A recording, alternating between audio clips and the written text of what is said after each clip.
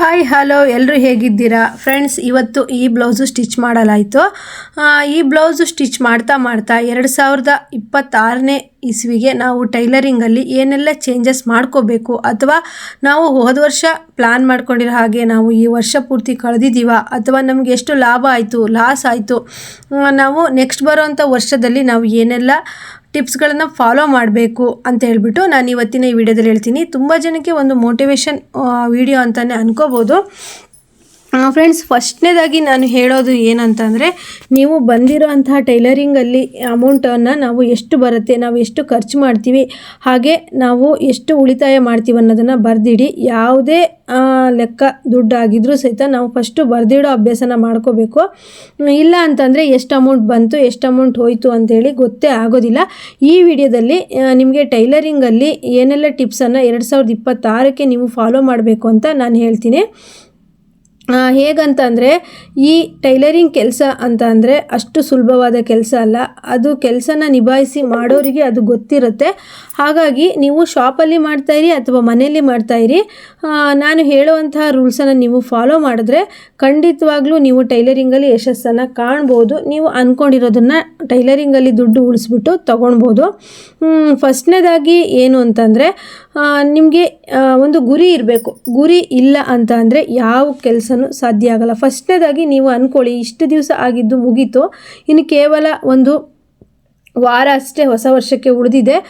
ನೀವು ಡಿಸೈಡ್ ಮಾಡಿ, ಫಸ್ಟು ನಾನು 2026ರಿಂದ ಈ ರೀತಿಯೆಲ್ಲ ನಾನು ಟೈಲರ್ ಆಗಿದ್ದರೆ, ಟೈಲರಿಂಗ್ ಮಾಡ್ತಾಯಿದ್ರೆ ಅಥವಾ ಇನ್ಯಾವುದೇ ಬಿಸ್ನೆಸ್ ಮಾಡ್ತಾಯಿದ್ರು, ನೀವು ಒಂದು ನೋಟ್ಬುಕ್ಕಲ್ಲಿ ಇಲ್ಲ ಒಂದು ಹಾಳೆಯಲ್ಲಿ ತಗೊಳ್ಳಿ. ನೆಕ್ಸ್ಟ್ ನಾನು ಜನವರಿ 1ರಿಂದ ನಾನು ಏನು ಮಾಡ್ಬೋದು, ಯಾವುದೆಲ್ಲ ಟಿಪ್ಸನ್ನು ಫಾಲೋ ಮಾಡ್ಬೋದು ಅಂಥೇಳಿ ನೀವು ಅನ್ಕೋಬೇಕು. ಫಸ್ಟು ಗುರಿ ಇರಬೇಕು ನಿಮಗೆ. ಏನಪ್ಪ, ಇಲ್ಲ ನಾನು ಮಕ್ಕಳನ್ನ ಓದಿಸ್ಬೇಕು, ಇಲ್ಲ ನಾನು ಮನೆ ಕಟ್ಟಬೇಕು, ಇಲ್ಲ ನಾನು ಗೋಲ್ಡ್ ತಗೋಬೇಕು, ಸ್ವಲ್ಪನಾದರೂ ಗೋಲ್ಡ್ ತಗೋಬೇಕು, ಅಥವಾ ನಾನು ಒಂದು ಸೈಟ್ ತಗೋಬೇಕು, ಅಥವಾ ನಾನು ಒಂದು ಸೇವಿಂಗ್ಸ್ ಅಂತ ಮಾಡಬೇಕು ಅಂತ ಹೇಳ್ಬಿಟ್ಟು ನಿಮ್ಮಲ್ಲಿ ಒಂದು ಗುರಿ ಇರಬೇಕು. ನೀವೊಂದು ಕೆಲಸ ಮಾಡ್ತಿದ್ದೀರಾ ಅಂದರೆ, ಇಲ್ಲ ಇವತ್ತು ಬಂದಿರೋ ದುಡ್ಡನ್ನು ಇವತ್ತೇ ನಾನು ಬೇಕಾಗಿದ್ದನ್ನೆಲ್ಲ ತಗೊಂಡು ತಿಂದು ಖರ್ಚು ಮಾಡ್ತೀನಿ ಅಂತ ಇದ್ದರೆ ಯಾವತ್ತೂ ನಾವು ಏನೂ ಸಹ ಸಾಧನೆ ಮಾಡೋದಕ್ಕಾಗಲ್ಲ ಅಲ್ವಾ. ಹಾಗಾಗಿ ಫಸ್ಟು ನೀವು ಗುರಿ ಇಟ್ಕೊಳ್ಳಿ. ನಿಮ್ಗೆ ಏನೂ ಖರ್ಚಿಲ್ಲ ಅಂದರೆ ಸ್ವಂತ ಅಂಗಡಿ ಮಾಡ್ತೀನಿ ಅಂತನೋ ಏನೇ ನಿಮಗೆ ಗುರಿ ಇಟ್ಕೊಂಡ್ರು ಅದನ್ನು ನೀವು ಬೇರೆಯವ್ರ ಕೈಲಿ ಹೇಳ್ಕೊಳ್ಳೋದಕ್ಕೆ ಹೋಗಬೇಡಿ. ಆ ಗುರಿ ನಿಮ್ಮಲ್ಲೇ ಇರಲಿ. 1 ವರ್ಷಗಳ ಕಾಲ ನೀವು ಆ ಗುರಿ ಕಡೆನೇ ನಿಮ್ಮ ಗಮನ ಇರಬೇಕು. ಆ ಥರ ನೀವು ನಿಮಗೆ ಏನು ಗುರಿ ಇರುತ್ತೋ ಅದು ಇಟ್ಕೊಳ್ಳಿ. ಇಲ್ಲ ಅಂತಂದರೆ ಜನವರಿ 1ರಿಂದ ಗೋಲ್ಡ್ ಸೇವಿಂಗ್ಸಿಗೆ ಅಮೌಂಟನ್ನು ಕಟ್ಟೋದು, ಅಥವಾ ಒಂದು ಹುಂಡಿಯಲ್ಲಿ ಒಟ್ಟಾಕುವಂಥದ್ದು, ಅಥವಾ ಒಂದು ಕಡೆನೇ ಇಡುವಂಥದ್ದನ್ನು ನೀವು ಫಾಲೋ ಮಾಡಿ. ಅಥವಾ ಜವಾಬ್ದಾರಿಗಳು ಜಾಸ್ತಿ ಇತ್ತು ಅಂದರೆ ಮಕ್ಕಳು ಓದು ಕಡೆಗೆ, ಅಥವಾ ಮನೆ ಬಾಡಿಗೆ, ಮತ್ತಿನ್ನೇನೋ ಜವಾಬ್ದಾರಿಗಳು ಇತ್ತು ಅಂತಂದರೆ ಆ ಜವಾಬ್ದಾರಿಗಳೇ ಗಮನ ಇಟ್ಕೊಂಡು ಆ ಗುರಿ ಜೊತೆಗೆ ಮತ್ತು ನೀವು ಸೇವಿಂಗ್ಸ್ ಮಾಡೋ ಅಂಥ ಗುರಿ ಕಡೆನೂ ನೀವು ಹೋಗಬೇಕಾಗತ್ತೆ. ಫಸ್ಟು ನಿಮ್ಮಲ್ಲಿ ಏನಿರಬೇಕು, ಗುರಿ ಅನ್ನೋದು ಇರಬೇಕು. ಆಯಿತಾ? ಯಾರೆಲ್ಲ ಈ ವಿಡಿಯೋ ನೋಡ್ತಾ ಇದ್ದೀರಾ, ಸ್ಟಿಚಿಂಗ್ ವಿಡಿಯೋನೂ ಸಹಿತ ನೀವು ನೋಡ್ಬೋದು. ಹಾಗೆಯೇ 2026ಕ್ಕೆ ನಾವು ಏನೆಲ್ಲ ಚೇಂಜಸ್ ಮಾಡ್ಕೋಬೇಕು ಅಂತ.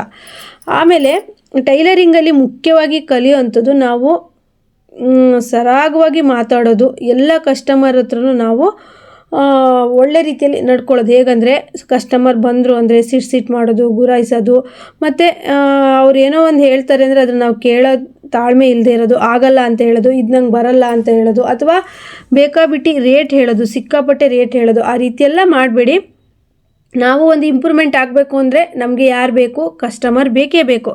ಕಸ್ಟಮರೇ ನಮಗೆ ಒಂಥರ ದೇವರಿದ್ದಂಗೆ ಅಂತಲೇ ಹೇಳ್ಬೋದು. ಆದ್ದರಿಂದ ಕೆಲವೊಂದು ಸರಿ ಬೇಜಾರ ಮಾಡ್ತಾರೆ, ಏನು ಮಾಡೋದಕ್ಕಾಗಲ್ಲ. ನಾವು ನಮ್ಮ ಎಲ್ಲ ಕೆಲಸದಲ್ಲೂ ಅದು ಇದ್ದೇ ಇರುತ್ತೆ. ಆದರೆ ಇದು ನಮ್ಮ ಸ್ವಂತ ಕೆಲಸ, ನಾವು ಮಾಡ್ತಾ ಇರೋವಂಥ ಒಂದು ಸ್ವಂತ ಕೆಲಸ. ಯಾರೆಲ್ಲ ಟೈಲರಿಂಗನ್ನು ಕಲಿತ್ಬಿಟ್ಟು ಮನೇಲಾಗಲಿ ಶಾಪಲ್ಲಾಗಲಿ ಟೈಲರಿಂಗ್ ಮಾಡ್ತಾ ಇದ್ದೀರಾ, ನಿಮಗೆ ಆ ವಿದ್ಯೆ ಒಲಿದಿದೆ ಅಂದರೆ ನೀವು ತುಂಬ ಪುಣ್ಯವಂತರು ಅಂತಲೇ ಹೇಳ್ಬೋದು. ಯಾಕಂದರೆ ಈ ವಿದ್ಯೆ ಅನ್ನೋದು ಎಲ್ಲರಿಗೂ ಒಲಿಯೋದಿಲ್ಲ, ಕೆಲವೇ ಜನಗಳಿಗೆ ಅಷ್ಟೇ ಒಲಿಯೋದು.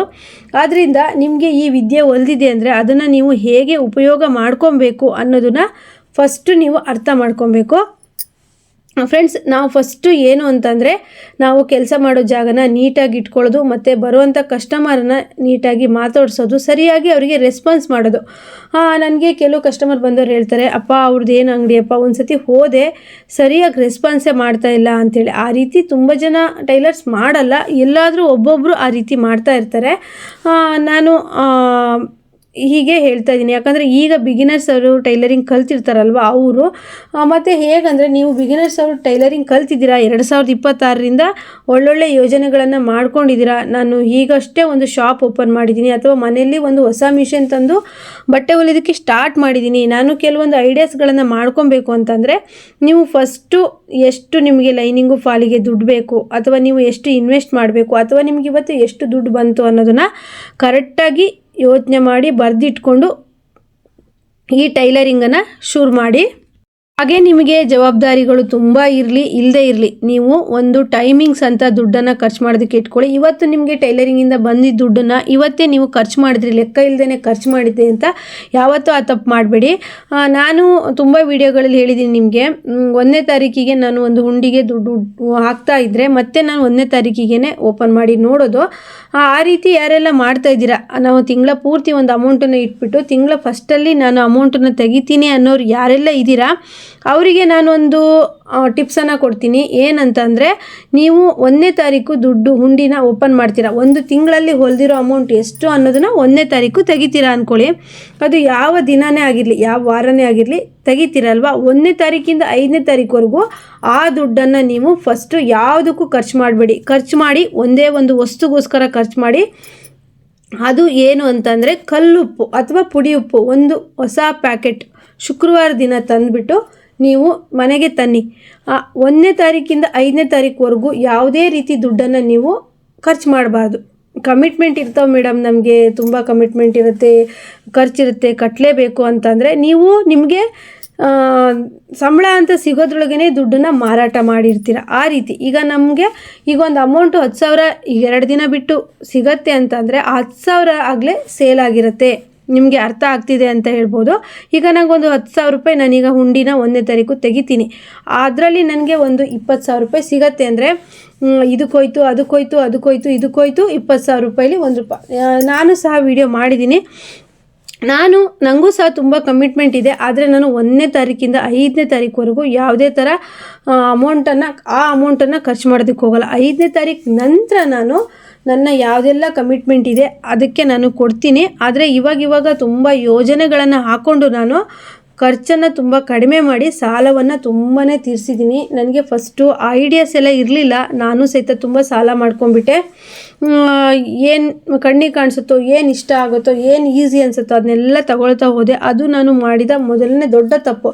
ನಾನು ಆ ರೀತಿ ತಪ್ಪುಗಳನ್ನು ಮಾಡಿದ್ದಕ್ಕೆ ಇವತ್ತು ನೀವು ಆ ರೀತಿ ತಪ್ಪುಗಳನ್ನು ಮಾಡಬೇಡಿ ಅಂತ ಹೇಳಿ ನಮ್ಮ ವ್ಯೂವರ್ಸಿಗೆ ಹೇಳ್ತೀನಿ. ಈಗಂತೂ 5 ವರ್ಷದಿಂದ ನಾನು ಬಟ್ಟೆಗಾಗಲಿ ಅಥವಾ ಬೇಡದೇ ಇರೋ ವಸ್ತುಗಳಿಗಾಗಲಿ ದುಡ್ಡನ್ನು ಆದಷ್ಟು ಕಡಿಮೆ ಹಾಕ್ತೀನಿ. ಹಾಗೆ ನಾನು ತುಂಬಾ ಯೂಸ್ಲೆಸ್ ಆಗಿರೋ ವಸ್ತುಗಳನ್ನು ಸಹಿತ ಇಟ್ಕೊಳ್ಳೋದಿಲ್ಲ, ಅದನ್ನು ತೆಗೆದಾಕ್ಬಿಡ್ತೀನಿ. ಹಾಗೆ ಫಸ್ಟು ನೀವು ನಿಮಗೆ ಬಂದಿರೋಂಥ ಅಮೌಂಟನ್ನು ನೀವು ಯಾವುದ್ಯಾವುದಕ್ಕೆ ಖರ್ಚು ಮಾಡ್ತೀರಾ, ಎದಕ್ಕೆ ಜಾಸ್ತಿ ಹೋಗ್ತಾ ಇದೆ ಅಂತ ಹೇಳ್ಬಿಟ್ಟು 2026ರಿಂದ ಶುರು ಮಾಡಿ ಬರೆದಿಟ್ಕೊಳ್ಳೋಕ್ಕೆ ಯೋಚನೆ ಮಾಡಿ. ನನ್ನ ಅಮೌಂಟು ಇಷ್ಟಿಷ್ಟಕ್ಕೆ ಹೋಗುತ್ತೆ, ನಾನಿನ್ನು ಆ ಕಮಿಟ್ಮೆಂಟಿಂದ ಸ್ವಲ್ಪ ಹೊರಗೆ ಬರಬೇಕು, ನಾನು ಸಹ ಸೇವಿಂಗ್ಸ್ ಮಾಡಬೇಕು ಅನ್ನೋದನ್ನು ನೀವು ತಿಳ್ಕೊಬೇಕು. ಆಮೇಲೆ 2026ಕ್ಕೆ ನೀವು ಈ ಒಂದು ವಿಷಯನ ನೀವು ತಿಳ್ಕೊಳ್ಳೇಬೇಕು. ಈ ವಿಷಯನ ತಿಳ್ಕೊಳ್ಳದೇ ಇದ್ದರೆ ಯಾವುದೇ ಕಾರಣಕ್ಕೂ ನೀವು ಟೈಲರಿಂಗಲ್ಲಾಗಿರ್ಬೋದು ಯಾವುದೇ ಬಿಸ್ನೆಸ್ಸಲ್ಲೂ ಇಂಪ್ರೂವ್ಮೆಂಟ್ ಆಗೋದಕ್ಕೆ ಸಾಧ್ಯ ಇಲ್ಲ. ಟೈಮನ್ನು ನಾನು ಬೆಳಗ್ಗೆ 11ಕ್ಕೆ ಸ್ಟಾರ್ಟ್ ಮಾಡಿ 5ಕ್ಕೆ ಮುಗಿಸ್ಬಿಡ್ತೀನಪ್ಪ, ಮತ್ತೆ ನಾನು ಮಿಷನ್ ಕಡೆ ಹೋಗೋದೇ ಇಲ್ಲ ಅನ್ನೋ ಕೆಲಸ ನಮ್ಮ ಟೈಲರಿಂಗ್ ಕೆಲಸ ಅಲ್ಲ. ಆದ್ದರಿಂದ ನಾನು ಹೇಳೋದೇನು ಅಂತಂದರೆ, ನೀವು ನಿಮ್ಮ ಸ್ವಂತ ದುಡಿಮೆ ಟೈಲರಿಂಗ್ ಮಾಡ್ತಾ ಇದ್ದೀರಾ, ನಿಮ್ಮದೇ ಆದ ಒಂದು ಗುರಿ ಇದೆ, ಏನೋ ಒಂದು ನೀವು ಗುರಿ ಕಡೆ ಹೋಗ್ತಾ ಇದ್ದೀರಾ ಅಂತ ಅಂದರೆ ನೀವು ಟೈಮಿಂಗ್ಸನ್ನು ನೋಡಬಾರ್ದು. ನಿಮಗೆ ಗುರಿ ಕಡೆ ಒಂದೇ ಗಮನ ಇರಬೇಕು, ಆಗ ನಿಮಗೆ ಈ ಕೆಲಸ ಕೈ ಹಿಡಿಯುತ್ತೆ. ಈಗ ಟೈಲರಿಂಗ್ ಕೆಲಸನ ಕಲಿತ್ಬಿಟ್ಟು ತುಂಬ ಆಸೆಯಿಂದ ಅಂಗಡಿ ಮಾಡಿರ್ತಾರೆ, ಮತ್ತು ಮನೆಯಲ್ಲೇ ನಾನು ಚೆನ್ನಾಗಿ ಹೊಲಿತೀನಿ ಅನ್ನೋ ಹುಮ್ಮಸ್ಸಿಂದ ಸ್ಟಾರ್ಟಿಂಗಲ್ಲಿ ಕೂತಿರ್ತಾರೆ, ಅವರೆಲ್ಲ ಲೇಝಿ ಆಗಿಬಿಡ್ತಾರೆ. ಈಗ ಟೈಲರಿಂಗ್ ಕೆಲಸ ಅಂದರೆ ಒಂದು ಕಡೆ ಕೂತ್ಬಿಟ್ಟು ಮಾಡೋವಂಥ ಕೆಲಸ. ಸ್ವಲ್ಪ ಹೊಲಿದ್ವಿ, ಸ್ವಲ್ಪ ಮೊಬೈಲ್ ನೋಡಿದ್ವಿ, ಸ್ವಲ್ಪ ಇನ್ನೇನೋ ಅಂತ ಹೇಳ್ಬಿಟ್ಟು ತುಂಬಾ ಟೈಮ್ ವೇಸ್ಟ್ ಮಾಡ್ತಾರೆ. ಹಾಗೆ ಮಾಡಬೇಡಿ.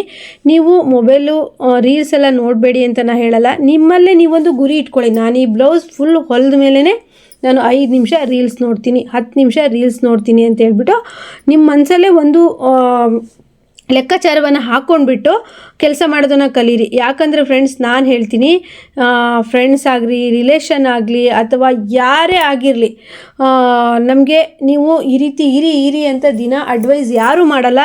ಹೋಗಲಿ, ನನ್ನಷ್ಟಾದರೂ ನಾನು ಪ್ರತಿದಿನ ಯೂಟ್ಯೂಬಲ್ಲಿ ಈ ಥರ ಇರಿ ಅಂತೇಳಿ ಎಷ್ಟೊಂದು ವೀಡಿಯೋಸ್ ಹೇಳ್ತೀನಿ. ಆದರೆ ಈ ರೀತಿ ಯಾರೂ ಹೇಳಲ್ಲ. ಯಾಕಂದರೆ ಫ್ರೆಂಡ್ಸ್ ಆಗಿರ್ಬೋದು, ರಿಲೇಷನ್ ಆಗಿರ್ಬೋದು, ಅವ್ರಿಗಿಂತ ಮೇಲ್ ಬರೋದನ್ನು ಯಾವತ್ತೂ ಸಹಿಸೋಲ್ಲ.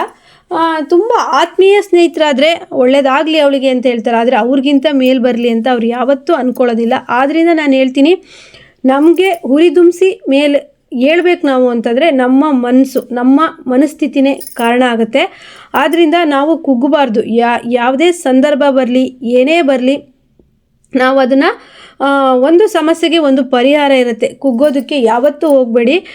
ಹಾಗಾಗಿ ನಾ ಹೇಳೋದೇನು ಅಂದರೆ, ನೀವು ಹೊಸದನ್ನು ಕಲೀರಿ, ಹೊಸದನ್ನು ಟ್ರೈ ಮಾಡಿ. ನೀವು ನೋಡ್ತಾ ಇರ್ಬೋದು ಈ ಬ್ಲೌಸ್ ಹೇಗೆ ಸ್ಟಿಚ್ ಆಗ್ತಿದೆ ಅಂತೇಳಿ. ಹಾಗಂತ ನಮ್ಮ ಯಾಸ್ಮಿನ್ ಮನೆಗೆ ಕಷ್ಟ ಇಲ್ಲ ಅಂತ ಇಲ್ಲ. ಅವಳಿಗೂ ಪ್ರತಿದಿನ ಆದರೆ ಅವಳಿಗೂ ತುಂಬ ಕಮಿಟ್ಮೆಂಟು, ಕಷ್ಟಗಳು. ಆದರೆ ಕೆಲಸ ಮಾಡುವಾಗ ಇದೆಯಲ್ವಾ, ಅದ್ಯಾವುದು ಸಹಿತ ನಮ್ಮ ಎದುರಿಗೆ ಬರಲ್ಲ. ಗುರಿ ಕಡೆ ಅಷ್ಟೇ ಗಮನ ಇರುತ್ತೆ.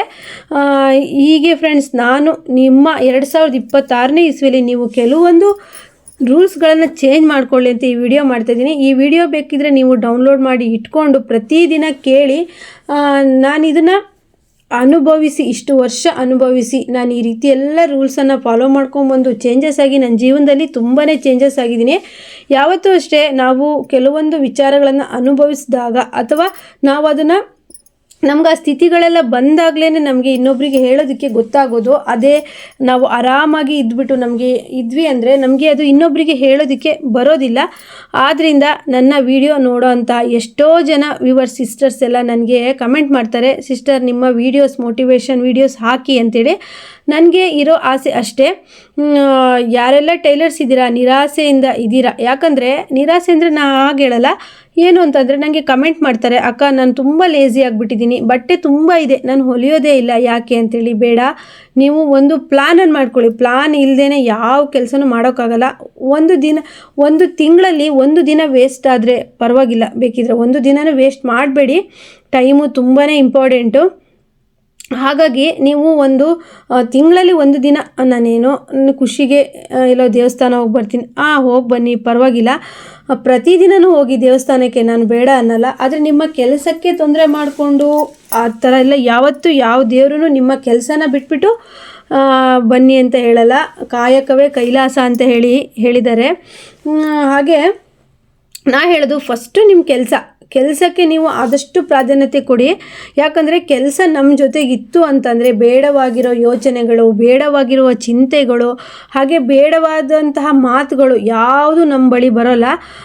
ಫ್ರೆಂಡ್ಸ್, ನೀವು ನಂಬಲ್ಲ, ನಾನು ಟೈಲರಿಂಗ್ ಕೆಲಸ ಮಾಡ್ತಾ ನನ್ನ ಕೆಲವೊಂದು ರಿಲೇಷನ್ನು ನಾನು ಫೋನ್ ಕಾಲ್ಸ್ಗಳನ್ನೇ ಬಿಟ್ಬಿಟ್ಟಿದ್ದೀನಿ. ಯಾಕಂದರೆ ನಮಗೆ ಕೆಲಸದ ಕಡೆ ಗಮನ ಹೋಗ್ತಾ ಬೇರೆ ಯಾವುದು ಬೇಡ ಅನಿಸ್ಬಿಡುತ್ತೆ. ಹಾಗಾಗಿ ನಾನು ಹೇಳೋದು, ನಿಮಗೆ ಇಷ್ಟ ಆಗಿದ್ದರೆ ಟೈಲರಿಂಗ್ ಕೆಲಸ ಅಂದರೆ ನಂಗೆ ತುಂಬ ಇಷ್ಟಪ್ಪ, ನಾನು ಮಾಡ್ತೀನಿ ಅನ್ನೋಂಗಿದ್ರೆ ಮಾತ್ರ ಸೆಲೆಕ್ಟ್ ಮಾಡ್ಕೊಳ್ಳಿ. ಯಾಕಂದರೆ ಯಾರ್ದೋ ಬಲವಂತಕ್ಕೆ, ಯಾರ್ದೋ ಒತ್ತಾಯಕ್ಕೆ, ಅಥವಾ ನೀವೇನೋ ಒಟ್ಟು ಸುಮ್ಮನೆ ಮಾಡ್ತೀನಿ ಅಂತ ಹೇಳ್ಬಿಟ್ಟು ತುಂಬಾ ಇನ್ವೆಸ್ಟ್ ಮಾಡಿ ಕೆಲಸ ಮಾಡದೇ ಇದ್ದರೆ ತುಂಬಾ ತೊಂದರೆ ಆಗುತ್ತೆ ಅಲ್ವಾ. ಆದ್ದರಿಂದ ನಾನು ಹೇಳೋದು, ನಿಮಗೆ ಕೆಲಸ ಮಾಡೋಕ್ಕೆ ಬರುತ್ತೆ, ನಿಮಗೆ ಟೈಲರಿಂಗ್ ವಿದ್ಯೆ ಒಲಿದಿದೆ ಅಂತಂದರೆ ನೀವು ತುಂಬ ಪುಣ್ಯವಂತರು. ಯಾರ ಕೈ ಕೆಳಗೇನೂ ಕೆಲಸ ಮಾಡ್ದೇ ತಿಂಗಳಿಗೆ 30,000 to 40,000 ದುಡಿಯೋ ಅಂತಹ ಕೆಪಾಸಿಟಿ ಇದೆ ಈ ಟೈಲರಿಂಗಿಗೆ. ನೀವೇನಾದರೂ ಹೊಸ ಡಿಸೈನ್ ಟ್ರೈ ಮಾಡಿ ಸ್ಟಿಚ್ ಮಾಡಿದ್ದೇ ಆದರೆ ಒಂದು ಬ್ಲೌಸಿಗೆ ಸಿಟಿ ಕಡೆ ಎಲ್ಲ 1,000 ರೂಪಾಯಿ ತನಕನೂ ರೇಟ್ ಇದೆ. ನಮ್ಮ ಹಳ್ಳಿ ಕಡೆ ಎಲ್ಲ 500 ರೇಟ್ ಇದೆ. ಸಾಕು, ನೀವು ದಿನಕ್ಕೆ 2 ಬ್ಲೌಸ್ ಸ್ಟಿಚ್ ಮಾಡಿದರೆ 2,000 ರೂಪಾಯಿ ದುಡಿದ್ರಲ್ವಾ. ಯಾವುದೋ ಒಂದು ಕಂಪ್ನಿಗೋ ಇನ್ನೆಲ್ಲೋ ಹೋಗ್ಬಿಟ್ಟು ನೀವು ಬಾಸ್ಗಳ ಕೈಯಲ್ಲಿ ಬೈಸ್ಕೊಳ್ತಾ ದಿನಕ್ಕೆ 1,000, 1,500 ದುಡಿಯೋದಕ್ಕಿಂತ ಮನೆಯಲ್ಲೇ ಇದ್ದು ಆರಾಮಾಗಿ ನೀವು ದಿನಕ್ಕೆ 2,000 ರೂಪಾಯಿ ತನಕ ದುಡಿಬೋದು. ಅದು ನಿಮ್ಮ ಟ್ಯಾಲೆಂಟಲ್ಲಿರುತ್ತೆ. ಆದ್ದರಿಂದ ನಿಮಗೆ ಏನಾದರೂ ನಂಗೆ ಮರ್ತೋಗುತ್ತೆ ಅಂದರೆ ನೀವು ನಾನು ಹೇಳಿರೋಂತಹ ಪಾಯಿಂಟ್ಗಳನ್ನು ನೋಟಲ್ಲಿ ಟಿಕ್ ಮಾಡ್ಕೊಳ್ಳಿ. ಯಾಕಂದರೆ ನಮಗೆ ಯಾರೂ ಸಹ ಬಿದ್ದಾಗ ಕೈ ಹಿಡ್ದು ಎತ್ತೋದಕ್ಕೆ ಬರೋದಿಲ್ಲ. ನಮಗೆ ನಾವೇ ಧೈರ್ಯ, ನಮಗೆ ನಾವೇ ಶಕ್ತಿ ಅಂತ ಹೇಳಿರಬೇಕು. ಅದರಲ್ಲೂ ಸಹಿತ ಹೆಣ್ಮಕ್ಳು ನಾವು ತುಂಬ ಗಟ್ಟಿಯಾಗಿರಬೇಕು, ಯಾವುದಕ್ಕೂ ಸಹಿತ ಬಗ್ಬಾರ್ದು. ಹಾಗಂತ ನಾನು ದುಡಿತೀನಿ ಅಂತ ಅಹಂಕಾರ ತೋರಿಸಿ ಅಂತ ಹೇಳ್ತಿಲ್ಲ. ನೀವು ದುಡಿತಾ ಇದ್ದರೆ, ಕೈ ತುಂಬ ಸಂಪಾದನೆ ಮಾಡ್ತಾಯಿದ್ರೆ, ಗಂಡನಿಗಿಂತನೂ ನೀವು ಒಂದು 10,000 ಜಾಸ್ತಿನೇ ಅಮೌಂಟ್ ಅರ್ನಿಂಗ್ಸ್ ಮಾಡಿ ಅಹಂಕಾರನ ಪಟ್ಕೋಬೇಡಿ. ಯಾಕಂದರೆ ನಮಗೆ ವಿದ್ಯೆ ಒಲ್ದಿದೆ ಅಂತಂದರೆ ಅಹಂಕಾರದಿಂದ ಅದು ಸಹ ಹಾಳಾಗುವಂತಹ ಚಾನ್ಸಸ್ ಇರುತ್ತೆ. ಯಾಕಂದರೆ ನಾವು ಕಸ್ಟಮರ್ ಹತ್ರ ಬಗ್ಗಿ ತಗ್ಗಿ ನಡೆದ್ರೆ ಮಾತ್ರ ನಮಗೆ ಕಸ್ಟಮರ್ ಬರ್ತಾರೆ. ಒಬ್ಬರು ಕಸ್ಟಮರಿಂದ 10 ಜನಕ್ಕೆ ಹೇಳ್ತಾರೆ ಈ ಕೆಲಸನೇ ಅಷ್ಟು. ನಾವು ಎಷ್ಟು ಚೆನ್ನಾಗಿ ಬಟ್ಟೆನ ಕೊಡ್ತೀವಿ, ಬೇಗ ಬೇಗ ಹೊಲಿದು, ಅಥವಾ ಕಸ್ಟಮರ್ ಜೊತೆ ನಮ್ಮ ರೆಸ್ಪಾನ್ಸ್ ಹೇಗಿರುತ್ತೆ ಅದ್ರ ಮೇಲ್ಗಡೆನೆ ನಮಗೆ ಬಟ್ಟೆಗಳು ಬರುತ್ತೆ. ನೀವು ಆ ಥರ ನನಗೆ ತುಂಬ ಎಕ್ಸಾಂಪಲ್ ಆಗಿದೆ. ಹಾಗಂತ ತುಂಬಾ ಸಹಿಸ್ಕೊಳ್ಳಿ ನೀವು ಕಸ್ಟಮರ್ನ ಅಂತ ಹೇಳಲ್ಲ. ಕೆಲವೊಂದು ಸರಿ ನಾವು ಹೇಳಬೇಕಾಗತ್ತೆ, ಅವ್ರು ತಪ್ಪಿದ್ದಾಗ ನಾವು ಹೇಳಬೇಕಾಗತ್ತೆ. ಎಲ್ಲದನ್ನು ಸಹಿಸ್ಕೊಳ್ಳೋದಕ್ಕೆ ಬರೋದಿಲ್ಲ ಯಾವ ಕೆಲಸದಲ್ಲಾದರೂ ಅಷ್ಟೇ. ಮತ್ತು ನಾವು ಲೇಡೀಸು ಟೈಲರಿಂಗ್ ಮಾಡ್ತಾ ಇರ್ತೀವಂದರೆ ನಮಗೆ ಮನೆಯ ಜವಾಬ್ದಾರಿ ಹಾಗೆ ಟೈಲರಿಂಗ್ ಕೆಲಸದ ಜವಾಬ್ದಾರಿ ಎರಡೂ ಇರುತ್ತೆ. ಹೇಗಂದರೆ ನಾವು ಬೆಳಗ್ಗೆ ಎದ್ದುಬಿಟ್ಟು ಅಡುಗೆ ತಿಂಡಿ ಎಲ್ಲ ಮಾಡಿಕೊಂಡು ಸ್ಟಿಚ್ ಮಾಡಬೇಕಾಗತ್ತೆ. ಮತ್ತು ಮನೆ ಕೆಲಸಗಳು ಇದ್ದೇ ಇರುತ್ತೆ, ಅದನ್ನೆಲ್ಲ ಮುಗಿಸ್ಕೊಂಡು ಟೈಲರಿಂಗ್ ಮಾಡಬೇಕಾಗತ್ತೆ. ನಾವು ಏನು ಮಾಡ್ತೀವಿ ಅಂತಂದರೆ ಮನೆ ಕೆಲಸನೇ ಮಧ್ಯಾಹ್ನ 12 ಗಂಟೆ ಆಯಿತು ಅಂದರೆ ನಾವು ಯಾವಾಗ ಬಟ್ಟೆ ಹೊಲಿಯೋದು ಅಲ್ವಾ. ಆದಷ್ಟು ನಾನು ಟೈಲರ್ಸ್ಗಳಿಗೆ, ನಮ್ಮ ಸಿಸ್ಟರ್ ವ್ಯೂವರ್ಸ್ಗಳಿಗೆ ಹೇಳೋದೇನು ಅಂದರೆ, ನಿಮಗೆ ಟೈಲರಿಂಗ್ ಮಾಡಬೇಕು, ನಾನು ಅಮೌಂಟ್ ಜಾಸ್ತಿ ಗಳಿಸ್ಬೇಕು ಅಂದರೆ ಒಂದು ಪ್ಲ್ಯಾನ್ ಮಾಡಿಕೊಂಡು ಬೇಗನೆ ಕೆಲಸ ಮಾಡಿಕೊಂಡು ಸ್ಟಿಚ್ಚಿಂಗನ್ನು ಮಾಡಿ. ಆಗ ನೀವು ಟೈಮ್ ಕರೆಕ್ಟಾಗಿ ಕಸ್ಟಮರ್ಗೆ ಬಟ್ಟೆನ ಕೊಡೋದಕ್ಕಾಗತ್ತೆ. ಹಾಗೆ ನಿಮ್ಮಲ್ಲಿ ಏನೋ ಒಂದು ಸಾಧನೆ ಮಾಡೋದಕ್ಕಾಗತ್ತೆ. ಯಾಕಂದರೆ ಇದರಲ್ಲಿ ನಾವು ಪ್ರತಿದಿನ ಹೊಸ ಡಿಸೈನ್ ವರ್ಕ್ಗಳು ಬರುತ್ತೆ. ಹಾಗಂತ ನಾವೀಗ ಟೈಲರ್ ಆಗಿದ್ದೀವಿ, ಟೈಲರಿಂಗ್ ಕೆಲಸ ಮಾಡ್ತೀವಿ, ತುಂಬ ಬಟ್ಟೆ ಬರುತ್ತೆ ಅಂತ ಅಂದರೆ ನಾವು ಕೆಲವೊಂದು ಕೆಲಸಗಾರನು ಸಹಿತ ನಂಬ್ಕೊಳ್ಳೋಕ್ಕಾಗಲ್ಲ. ಈಗ ಮನೆ ಕೆಲಸಕ್ಕೆ ನಾನು ಕೆಲಸದವ್ರನ್ನ ಇಟ್ಕೊಳ್ತೀನಿ, ಟೈಲರಿಂಗ್ ನಾ ಮಾಡ್ತೀನಿ ಅಂದರೆ ಅವರು ಯಾವತ್ತಾದರೂ ಕೈ ಕೊಟ್ಟರು ಅಂದರೆ ನಾವೇ ಮಾಡಬೇಕಾಗತ್ತೆ. ಆಗ ಇಲ್ಲೂ ಇಲ್ಲ ಅಲ್ಲೂ ಇಲ್ಲ ಆಗುತ್ತೆ. ಅದರಿಂದ ನಾವು ಬೆಳಗ್ಗೆ ಎದ್ಬಿಟ್ಟು ನಮ್ಮ ಕೆಲಸ ಏನು ಅದನ್ನು ಮುಗಿಸ್ಕೊಂಡು ಟೈಲರಿಂಗ್ ಮಾಡೋದಕ್ಕೆ ಹೋದ್ವಿ ಅಂತಂದರೆ ಅಲ್ಲಿಗೆ ಕರೆಕ್ಟ್ ಆಗುತ್ತೆ. ಹಾಗಾಗಿ ನಾನು ಹೇಳೋದು ಬೆಳಗ್ಗೆ ಸ್ವಲ್ಪ ಬೇಗನೆ ಎದ್ದುಬಿಟ್ಟು ನಿಮ್ಮ ಕೆಲಸಗಳನ್ನು ಮುಗಿಸ್ಕೊಳ್ಳಿ. ಆಗ ನಿಮ್ಮ ಗುರಿ ಕಡೆಗೆ ಸಹ ಹೋಗ್ಬೋದು. ನೀವು ಮಧ್ಯಾಹ್ನನೇ ಕೆಲಸ ಆಗಿಬಿಟ್ರೆ ನಿಮಗೆ ಬಟ್ಟೆ ಹೊಲಿಯೋದಕ್ಕೆ ಮತ್ತು ಇಂಟ್ರೆಸ್ಟು ಹೋಗುತ್ತೆ ಮತ್ತು ಟೈಮು ಸಾಕಾಗೋದಿಲ್ಲ. 2026ಕ್ಕೆ ನೀವು ಈ ಒಂದು ಟಿಪ್ಸನ್ನು ಫಾಲೋ ಮಾಡಿ. ಯಾರೆಲ್ಲ ಟೈಲರ್ಸ್ ನನ್ನ ವಿಡಿಯೋನ ನೋಡ್ತೀರಾ, ಹಾಗೆ ನೀವು ಮುಖ್ಯವಾಗಿ 2026ಕ್ಕೆ ನಾನು ಹೇಳೋದೇನೆಂದರೆ ಟೈಲರಿಂಗಲ್ಲಿ ಮುಖ್ಯವಾಗಿ ಎಲ್ಲರೂ ನೋಡೋ ಅಂಥದ್ದು ಫಿಟ್ಟಿಂಗು ಮತ್ತು ಫಿನಿಶಿಂಗು. ನೀವು ಬಟ್ಟೆಗಳನ್ನು ಫಿನಿಶಿಂಗ್ ಚೆನ್ನಾಗಿ ಮಾಡಿ ಹೊಲಿದು ಕೊಟ್ಟರೆ, ಹಾಗೆ ಫಿಟ್ಟಿಂಗ್ ಕರೆಕ್ಟಾಗಿ ಕೊಟ್ಟರೆ ಎಂಥ ಕಸ್ಟಮರ್ ಆದರೂ ನೀವು ಎಲ್ಲೇ ಮನೆ ಮಾಡಿ ಹುಡ್ಕೊಂಬರ್ತಾರೆ. ನೀವು ಯಾವುದೇ ಹಳ್ಳಿಯಲ್ಲಿ ಹೊಲಿರಿ, ಎಲ್ಲೇ ಇರಿ, ಈಗಂತೂ ಫೋನ್ ಕಾಂಟ್ಯಾಕ್ಟಿಂದ ಕಸ್ಟಮರ್ ನೀವು ಬಟ್ಟೆನ ಚೆನ್ನಾಗಿ ಹೊಲಿದ್ರೆ ಅವರೇ ಹುಡ್ಕೊಂಬರ್ತಾರೆ. ಮತ್ತು ಈಗೆಲ್ಲ ನೀವು ರೀಲ್ಸ್ ನೋಡ್ತೀರಾ, ಯೂಟ್ಯೂಬಲ್ಲಿ ರೀಲ್ಸ್ ನೋಡ್ತೀರಾ, ಅದರಲ್ಲಿ ನಿಮಗೆ ಕಲಿಕೆಗೆ ಬೇಕಾಗಿರುವಂಥದ್ದನ್ನು ನೋಡಿ ಕಲ್ತ್ಕೊಳ್ಳಿ. ಆಗ ನಿಮಗೆ ಅರ್ನಿಂಗ್ಸನ್ನು ಜಾಸ್ತಿ ಮಾಡ್ಬೋದು. ಎಷ್ಟೋ ಜನ ಹೆಣ್ಮಕ್ಳು ಮನೇಲಿ ತುಂಬ ಕಮಿಟ್ಮೆಂಟ್ ಇರುತ್ತೆ, ಅವರು ದುಡಿಲೇಬೇಕಾಗಿರುತ್ತೆ. ಅಂಥ ಹೆಣ್ಮಕ್ಳಿಗೆ ನಾನು ಹೇಳೋದು 2026ಕ್ಕಾದರೂ ಚೇಂಜ್ ಆಗಿ. ಯಾಕಂದರೆ ನಮಗೆ ಕಷ್ಟ ಬಂದಾಗ ಯಾರೂ ಸಹ ಕೈ ಹಿಡಿಯೋದಿಲ್ಲ. ಅದನ್ನು ನಾನು ಸ್ವತಃ ಅನುಭವಿಸಿದ್ದೀನಿ. ಯಾಕಂದರೆ ಸ್ವಲ್ಪ ದುಡಿದ್ಬಿಟ್ಟು ನೀವು ಸೇವಿಂಗ್ಸ್ ಮಾಡಿ ಇಟ್ಕೊಂಡ್ರೆ ನಿಮಗೆ ಆಸೆ ಪಟ್ಟಿದ್ದನ್ನು ತಗೊಳ್ಳೋದಕ್ಕಾಗತ್ತೆ.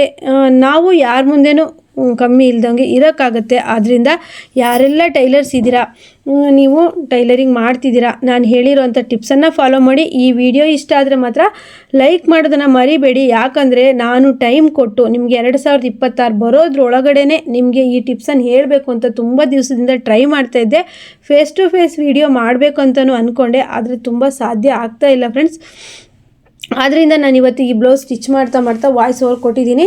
ಈ ವಿಡಿಯೋ ನಿಮ್ಗೆ ಇಷ್ಟ ಆದರೆ ಲೈಕ್ ಮಾಡೋದನ್ನು ಮಾತ್ರ ಮರಿಬೇಡಿ. ಯಾಕಂದರೆ ನಿಮ್ಮ ಲೈಕಿಂದನೇ ನನಗೆ ತುಂಬ ಖುಷಿಯಾಗಿದೆ. ನಾನು ಇದೇ ರೀತಿ ಒಂದು ವಿಡಿಯೋದಲ್ಲಿ ಹೇಳಿದ್ದೆ, ನನಗೆ ಲೈಕ್ ಕೊಟ್ಟರೆ ನಿಮಗೆ ಮತ್ತೆ ಮೋಟಿವೇಶನ್ ವಿಡಿಯೋ ಹಾಕ್ತೀನಿ ಅಂತ. ಅದೊಂದು ವಿಡಿಯೋಕ್ಕೆ ಮಾತ್ರ ಅಷ್ಟು ಲೈಕ್ ಮಾಡಿದ್ದಾರೆ ಅಂತಂದರೆ ತುಂಬಾ ಖುಷಿಯಾಗುತ್ತೆ. ಹಾಗಾಗಿ ನಾನು ಯೂಟ್ಯೂಬ್ ನಡೆಸೋ ಅಷ್ಟು ಟೈಮ್ವರೆಗೂ ನಾನು ನಿಮಗೋಸ್ಕರ ಮೋಟಿವೇಶನ್ ವಿಡಿಯೋನ ಮಾಡ್ತಾ ಇರ್ತೀನಿ. ಫ್ರೆಂಡ್ಸ್, ಯಾರೆಲ್ಲ ಟೈಲರಿಂಗ್ ಮಾಡ್ತೀರಾ ತುಂಬ ಕಷ್ಟಪಟ್ಟು ಕೆಲಸ ಮಾಡಿ ಅಂತ ಹೇಳಲ್ಲ, ಸ್ಮಾರ್ಟ್ ವರ್ಕ್ ಮಾಡಿ ಜಾಸ್ತಿ ಅಮೌಂಟನ್ನು ಗಳಿಸಿ. ಯಾಕಂದರೆ ನಾವು ಬರೀ ಟೈಮ್ ಕೊಟ್ವಪ್ಪ, ಬೆಳಗ್ಗೆ ನಾವು 9ರಿಂದ ರಾತ್ರಿ 12 ಗಂಟೆ ತನಕ ಹೊಲಿದ್ವಿ, ದುಡ್ಡು ನೋಡಿದ್ರೆ ಇಲ್ಲ, ನಾವೇನೂ ಮಾಡಿಲ್ಲ, ಏನೂ ತಗೊಂಡಿಲ್ಲ, ನಮ್ಮ ಹತ್ರ ದುಡ್ಡಿಲ್ಲ. ಅದು ನಿಜವಾಗೂ ಅಲ್ಲ. ನೀವು ಸ್ಮಾರ್ಟ್ ವರ್ಕ್ ಮಾಡಿ ಜಾಸ್ತಿ ಅಮೌಂಟನ್ನು ಗಳಿಸಿ. ಯಾಕಂದರೆ ಸ್ಮಾರ್ಟ್ ವರ್ಕು ಅಂತಂದರೆ ನಾ ಹೇಳೋದು ಒಟ್ರಾಸಿ ಕಸ್ಟಮರ್ ಕೈಲಿ ದುಡ್ಡು ಇಸ್ಕೊಳ್ಳೋದಲ್ಲ, ನೀವು ಮಾಡಿರೋ ಕೆಲಸಕ್ಕೆ ಕಸ್ಟಮರೇ 50 ರೂಪಾಯಿ 100 ರೂಪಾಯಿ ಜಾಸ್ತಿ ಕೊಡಬೇಕು. ನಾನು ಹೇಗೆ ಮಾಡ್ತೀನಿ ಅಂದರೆ ಫ್ರೆಂಡ್ಸ್, ಈಗ ನಾನು 350 ರೂಪಾಯಿ ನನ್ನ ಬ್ಲೌಸ್ ಇತ್ತು ಅಥವಾ 450 ರೂಪಾಯಿ ಬ್ಲೌಸ್ ಇತ್ತು ಅಂದರೆ ಅದು 500 ರೂಪಾಯಿ ಕೆಲಸ ಆಗಿರಬೇಕು. ಆ ರೀತಿ ಕೆಲಸ ಮಾಡಿ ಕಸ್ಟಮರೇ ಎಕ್ಸ್ಟ್ರಾ ದುಡ್ಡನ್ನು ಕೊಟ್ಟೋಗೋ ಥರ, ಅವರಿಗೆ ಖುಷಿ ಆಗೋ ಥರ ಮಾಡಿದ್ರೆ, ಆ ರೀತಿ ಬಂದಂಥ 50 100 10 20 ಅದನ್ನೇ ನಾನು ಒಂದು ಸೇವಿಂಗ್ಸ್ ಡಬ್ಬಿಯಲ್ಲಿ ಹಾಕಿಟ್ಟಿದ್ದೀನಿ. ಅದು ಒಂದು ಖುಷಿ. ನಮ್ಮ ಕೆಲಸ ನೋಡಿಬಿಟ್ಟು ಜಾಸ್ತಿ ಅಮೌಂಟ್ ಕೊಟ್ಟರು ಕಸ್ಟಮರ್ ಅನ್ನೋ ರೀತಿದು ಒಂದು ಖುಷಿ. ಅದಕ್ಕೆ ನಾನು ಒಂದು ಡಬ್ಬಿ ಮಾಡಿಟ್ಟಿದ್ದೀನಿ. ಹಾಗೆ 2026ಕ್ಕೆ ನೀವು ಒಂದು ಸೇವಿಂಗ್ಸ್ ಹುಂಡಿಯನ್ನು ಸಹ ನಿಮ್ಮ ಟೈಲರಿಂಗ್ ಮಿಷನ್ ಪಕ್ಕದಲ್ಲೇ ಒಂದು ಹುಂಡಿಯನ್ನು ಇಟ್ಕೊಳ್ಳಿ. ಎಕ್ಸ್ಟ್ರಾ ಬಂದಿರೋಂಥ ಅಮೌಂಟನ್ನೆಲ್ಲ ಅದಕ್ಕೆ ಹಾಕ್ತಾ ಬನ್ನಿ. ನೋಡಿ ನೆಕ್ಸ್ಟ್ ವರ್ಷ ಎಷ್ಟು ಅಮೌಂಟ್ ಆಗಿರುತ್ತೆ ಅಂತೇಳಿ ನಾನು ಅದೇ ರೀತಿ ಮಾಡ್ತೀನಿ. ನಿಮಗೂ ಸಹಿತ ಅದೇ ರೀತಿ ಒಂದು ಟಿಪ್ಸನ್ನು ಹೇಳ್ಕೊಡ್ತೀನಿ ಫ್ರೆಂಡ್ಸ್. ಈ ವಿಡಿಯೋದಿಂದ ನಿಮಗೇನಾದರೂ ಸ್ವಲ್ಪನಾದರೂ ಒಂದು ಮೋಟಿವೇಶನ್ ಸಿಕ್ಕಿದೆ ಅಂತ ಅಂದರೆ ಲೈಕ್ ಮಾಡೋದನ್ನು ಮರಿಬೇಡಿ. ಹೊಸಬ್ರು ಬಂದಿರೋ ಸಬ್ಸ್ಕ್ರೈಬ್ ಮಾಡ್ಕೊಳ್ಳಿ ಫ್ರೆಂಡ್ಸ್. ಇದೇ ರೀತಿ ವೀಡಿಯೋಸ್ಗಳನ್ನು ನಾನು ಹಾಕ್ತಾ ಇರ್ತೀನಿ, ಮಿಸ್ ಮಾಡದೆ ಪ್ರತಿದಿನ ನೋಡ್ತಾ ಇರಿ. ಹಾಗೆ 2026ಕ್ಕೆ ಸೇವ್ ಮಾಡೋದನ್ನು ಮರಿಬೇಡಿ, ಬೇಗ ಎದ್ದೇಳೋದನ್ನು ಮರಿಬೇಡಿ. ಕಸ್ಟಮರನ್ನು ಚೆನ್ನಾಗಿ ನೀವೊಂದು ರೆಸ್ಪಾನ್ಸ್ ಮಾಡಿ. ಹಾಗೆ ಬಟ್ಟೆಗಳನ್ನು ಜಾಸ್ತಿ ಬೇಗನೆ ಹೊಲಿದು ಕೊಡಿ. ಹಾಗೆ ಎಷ್ಟು ಅಮೌಂಟ್ ಬರುತ್ತೆ ಎಷ್ಟು ಅಮೌಂಟ್ ಹೋಗುತ್ತೆ ಅನ್ನೋದನ್ನು ಸಹಿತ ಲೆಕ್ಕಾಚಾರ ಬರೆದಿಡಿ. ಟೈಮ್ನ ನೀವು ಕರೆಕ್ಟಾಗಿ ಮ್ಯಾನೇಜ್ ಮಾಡಿಕೊಂಡ್ರೆ ನೀವು ಕೆಲಸದಲ್ಲಿ ಸಕ್ಸಸ್ ಅಂತೂ 100% ಗ್ಯಾರಂಟಿ. ಹಾಗಾಗಿ ನಾನು ಪ್ರತಿಯೊಬ್ಬ ವ್ಯೂವರ್ಸಿಗೂ ಹೇಳೋದೇನು ಅಂತ ಅಂದರೆ, ಕೆಲವೊಂದು ಯೋಜನೆಗಳನ್ನು ನಾವು ಮಾಡಿಕೊಂಡು ಕೆಲಸನ ಮಾಡಬೇಕಾಗತ್ತೆ. ಯಾವುದೇ ಐಡಿಯಾಸ್ಗಳಿಲ್ಲದೇ ಒಟ್ಟು ನಾವು ಕೆಲಸ ಮಾಡ್ತೀವಿ ಅಂದರೆ ಇವತ್ತು ಇಂಟ್ರೆಸ್ಟ್ ಇರುತ್ತೆ, ನಾಳೆ ಇಂಟ್ರೆಸ್ಟ್ ಅನ್ನೋದು ಹೋಗಿಬಿಡುತ್ತೆ. ಆದ್ದರಿಂದ ನಿಮಗೆ ಕೆಲಸದಲ್ಲಿ ಇಂಟ್ರೆಸ್ಟ್ ಬರಬೇಕು ಅಂದರೆ ಕಾಂಪಿಟೇಷನ್ ಇರಬೇಕು. ಕಾಂಪಿಟೇಷನಿಂದ ಕೆಲಸ ಮಾಡಿ. ಕಾಂಪಿಟೇಷನ್ನೇ ಇಲ್ಲ ಅಂತ ಅಂದರೆ ಯಾವುದೇ ಕೆಲಸ ಮಾಡೋದಕ್ಕೂ ಆಗೋದಿಲ್ಲ. ಪ್ರತಿಯೊಂದರಲ್ಲೂ ಕಾಂಪಿಟೇಷನ್ ಇರಬೇಕು. ಹಾಗಂತ ದ್ವೇಷ ಮಾಡೋದಲ್ಲ ಬೇರೆ ಟೈಲರ್ಗಳನ್ನು. ಎಲ್ಲ ಟೈಲರ್ಗಳನ್ನು ಪ್ರೀತಿಯಿಂದ ಒಟ್ಟಿಗೆ ಕೆಲಸ ಮಾಡಿಕೊಂಡು ನೀವು ಸಹಿತ ಕೆಲಸದಲ್ಲಿ ಕಾಂಪಿಟೇಷನನ್ನು ತೋರಿಸಿ. ಹಾಗಾಗಿ ಈ ಥರ ತುಂಬ ಚೆನ್ನಾಗಿ ಬ್ಲೌಸನ್ನು ಹೊಲಿದುಬಿಟ್ಟು ನೀವು ಸಹಿತ ಟಾಪ್ ಟೈಲರ್ ಆಗಿ ಅಂತ ಹೇಳ್ತಾ ಈ ವಿಡಿಯೋನ ಇಲ್ಲಿಗೆ ಮುಗಿಸ್ತಾ ಇದ್ದೀನಿ. ಹಾಗೆಯೇ ನೆಕ್ಸ್ಟ್ ವಿಡಿಯೋದೊಂದಿಗೆ ಮತ್ತೆ ಬರ್ತೀನಿ. ಈ ಬ್ಲೌಸು ಹೇಗೆ ಬಂದಿದೆ ಅಂತ ಹೇಳಿ ನನಗೆ ಕಮೆಂಟ್ ಮಾಡಿ.